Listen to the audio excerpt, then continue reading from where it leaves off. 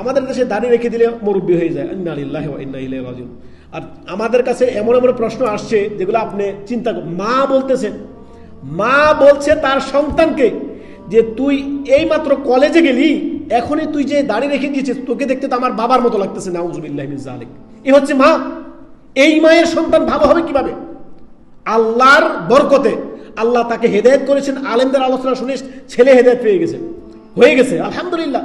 মা বলতেছে ছেলের দিন পালনে বাধা বাবা মা। আল্লাহু আকবার। মেয়ের দিন পালনে বাবা মা বাধা।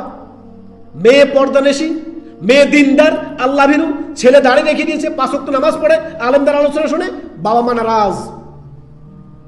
অথচ ওই বাবা মাকে তাদের উপরে ফরজ ছিল যে তাদের সন্তানকে দিন শিক্ষা দেওয়া, সেটা না করে উল্টো আল্লাহর রহমতে তারা দিনের সন্তান পেয়েছে, হিদায়াত পেয়েছে।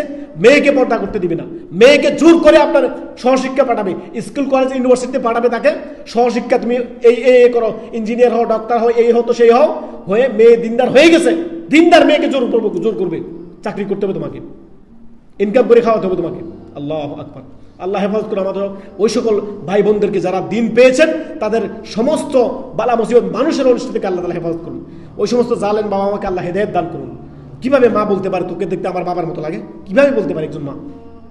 ইন্না লিল্লাহি ওয়া ইন্না ইলাইহি রাজিউন।